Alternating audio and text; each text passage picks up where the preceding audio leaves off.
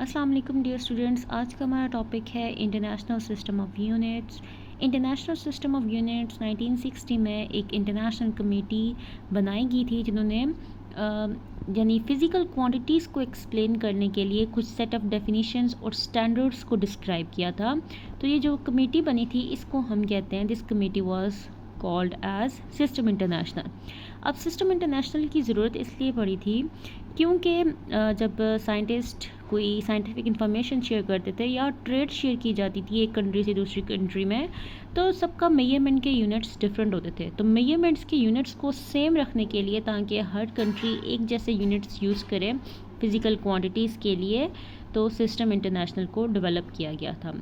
System international आज पूरी world में साइंटिफिक कम्युनिटी यूज़ करती है, ऑलमोस्ट ऑल नेशंस। तो सिस्टम इंटरनेशनल में अगर हम फर्दर देखें तो इसमें दो तरह के यूनिट्स होते हैं हमारे पास। सिस्टम इंटरनेशनल में बेस यूनिट्स होते हैं हमारे पास, और दूसरे होते हैं हमारे पास डिराइव्ड यूनिट्स। अब बेस यूनिट्स क्या होते हैं?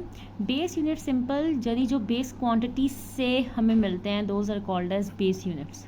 Units that are used to express base quantities को एक्सप्रेस करने के लिए they are called as base units. और आपने ये आपके माइंड में होने चाहिए, जिस तरह base quantities they are 7 in number, उसी तरह बेस यूनिट्स भी 7 इन नंबर होते हैं। दूसरी तरफ है डिराइव्ड यूनिट्स। ऐसे यूनिट्स जो कि बेस यूनिट्स पर डिपेंड करते हैं डिराइव होने के लिए, ऐसे यूनिट्स को हम डिराइव्ड यूनिट्स कहते हैं। और ये क्या होते हैं? दे आर मैनी नंबर, आप इनको काउंट नहीं कर सकते। ये एग्जिस्ट करते हैं, डिफरेंट फॉर्म्स में एग्जिस्ट करते हैं, नंबर्स में बहुत ज़्यादा हैं हमारे पास। अगर हम एग्जांपल को देखें तो हमारे पास आता है बेस यूनिट्स की एग्जांपल में लेंथ, मास, टाइम। अच्छा, ये हमारे पास 7 बेस यूनिट्स हैं। अगर मैं आपको बुक के ऊपर दिखाऊँ, आपकी बुक के ऊपर टेबल बना हुआ है, बुक के ऊपर अगर आप ये टेबल देखें तो हमारे पास ये 7 फिज़िकल क्वान्टिटीज़, साथ उनका ऐसा यूनिट। तो ये हमारे पास है फिज़िकल बेस क्वांटिटीज़, ये है हमारे पास बेस यूनिट्स, और ये साथ हमारे पास उनके सिंबल्स गिवन है। तो ये साथ के साथ आपको याद होने चाहिए, अक्सर एमसीक्यू में पूछ लिए जाते हैं। उसके बाद हैं, इसके अलावा अगर आपको ये साथ के साथ बेस यूनिट्स याद होंगे तो एमसीक्यू में अगर कोई डिराइव यूनिट्स आपसे पूछ लिया जाता है तो आप इजीली उसे मार्क कर सकते हैं। तो आपकी टेबल 1.2 में कुछ डिराइव यूनिट्स की एग्जांपल्स लिखी हुई हैं, जिसमें हमारे पास है plane angle, solid angle, force है, वर्क है, पावर है, इलेक्ट्रिक चार्ज है और प्रेशर है। अब देखिए, फोर्स को हम किस में मेजर करते हैं? न्यूटन में, वर्क को जाउल में, पावर को वॉट में, इलेक्ट्रिक चार्ज को कूलम में और प्रेशर को पास्कल में। अब मैं आपको सिखाऊंगी, जैसे इसने लिखा है फोर्स को हम न्यूटन में मेजर करते हैं और न्यूटन को हम kilogram into metre per second square भी लिखते हैं। तो इसने 1 न्यूटन को in terms of base unit express किया है। अक्सर हमारे पास शॉर्ट क्वेश्चंस में ये पूछ लिया जाता है, express unit of force, work, power, electric charge या प्रेशर, इनको आप एक्सप्रेस करें in terms of base units. तो ये शॉर्ट क्वेश्चन भी पूछा जाता है। तो मैं अभी आपको सिखाऊंगी कि आप कैसे इनको in terms of base units express कर सकते हैं। तो सबसे पहले हम फोर्स को डिस्कस करते हैं। तो मैंने ये आपको बता दिया important short question, express unit of force in terms of base unit. सबसे पहले हमें पता है कि फोर्स का जो डिराइव यूनिट है वो न्यूटन है। तो आपको पता होना चाहिए कि फोर्स का फार्मूला क्या होता है। फोर्स का फार्मूला होता है force is equals to mass times acceleration, F is equals to M A. Newton का लॉ है जो आप सबको, ये फार्मूला आप पहले भी पढ़ते आ रहे हैं, आपको याद होगा। उसके बाद आता है हमारे पास मास यूनिट क्या होता है? मास का यूनिट होता है kilogram, acceleration metre per second square. So kilogram into metre per second square. तो न्यूटन को हम क्या लिख सकते हैं? या हम न्यूटन में लिख सकते हैं या हम kilogram into metre per second square भी लिख सकते हैं।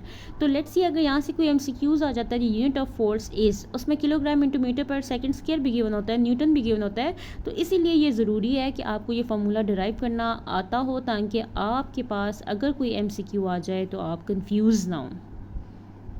ओके डियर स्टूडेंट्स, नेक्स्ट है हमारे पास वर्क। वर्क का हमें पता है जाउल। जाउल हमारे पास क्या है? एक डिराइव्ड यूनिट है।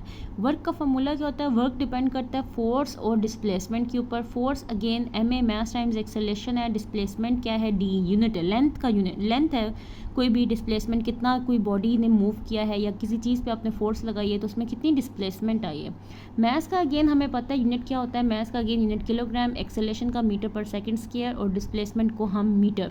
अभी हमने पीछे देखा था MA, फोर्स का यूनिट क्या होता है? न्यूटन। डायरेक्ट आप न्यूटन भी लिख सकते हैं, तो kilogram into metre per second square को हम न्यूटन भी कहते हैं, तो आप इसको न्यूटन मीटर भी लिख सकते हैं, या आप इसको मल्टीप्लाई करें kilogram metre into metre metre square per second square, so Newton metre या जूल भी हम लिख सकते हैं। तो ये है हमारा वर्क को हम कैसे in terms of base unit express कर सकते हैं। डियर स्टूडेंट्स, नेक्स्ट है आपकी असाइनमेंट, आप पावर, इलेक्ट्रिक चार्ज और प्रेशर को एक्सप्रेस करें खुद, और फिर इसका सोल्यूशन देखिए कि कैसे आप इसे निकाल सकते हैं। सबसे पहले आपने पावर का फार्मूला लिखना है, इलेक्ट्रिक चार्ज का भी फार्मूला लिखना है, और प्रेशर का भी आपने फार्मूला लिखना है। तो डियर स्टूडेंट्स, नेक्स्ट है हमारे पास पावर, इलेक्ट्रिक चार्ज और प्रेशर। पावर क्या होता है? पावर का formula work done per unit time. Work अभी हमने कहा क्या होता है फार्मूला इसका? फोर्स और डिस्प्लेसमेंट पे डिपेंड करता है, एंड टाइम। फोर्स को हम न्यूटन में मेजर करते हैं, डिस्प्लेसमेंट को हम मीटर में मेजर करते हैं, टाइम को हम सेकंड्स में मेजर करते हैं।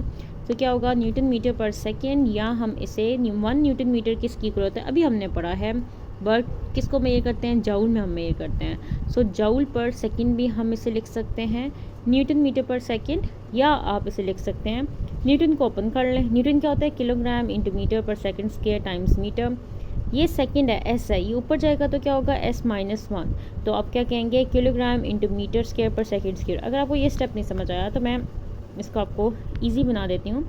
आप इसे कर सकते हैं किलोग्राम इंटू मीटर स्क्वायर, ये तो समझ आ गया, मीटर मीटर से मल्टीप्लाई होगा, और ये हमारे पास S-2 टाइम्स, साथ है हमारे पास S-1।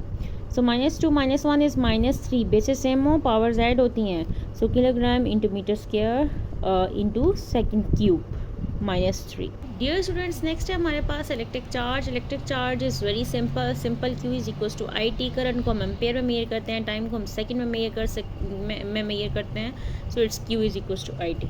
नेक्स्ट हमारे पास प्रेशर। प्रेशर होता है force per unit area. Force again Newton, area क्या होता है? Metre square. यूनिट लिखे हमने, पहले फार्मूला लिखा है, फिर हमने यूनिट लिखना है। सो न्यूटन और मीटर स्क्वायर। अब न्यूटन किसकी इक्वल होता है? न्यूटन होता है kilogram into metre per second square. आपको कैसे पता चलेगा कि न्यूटन इसकी इक्वल होता है? सिंपल, फोर्स के फार्मूले से, F is equal to ma, mass kilogram, acceleration metre per second square, और साथ हमारे पास आ गया ये वाला m-2। सो ये +1 है, ये -2 है, तो +1 -2 इज़ -1 किलोग्राम पर मीटर पर सेकंड स्क्वायर। तो डियर स्टूडेंट्स, आज हमने बेस यूनिट्स, डिराइव यूनिट्स को अच्छे से अंडरस्टैंड कर लिया है। एक दफ़ा अपनी बुक से आप टॉपिक को ज़रूर रीड करें ताकि आपको डेफिनेशंस, एग्जांपल्स सब अच्छे से क्लियर हो जाए। Thank you.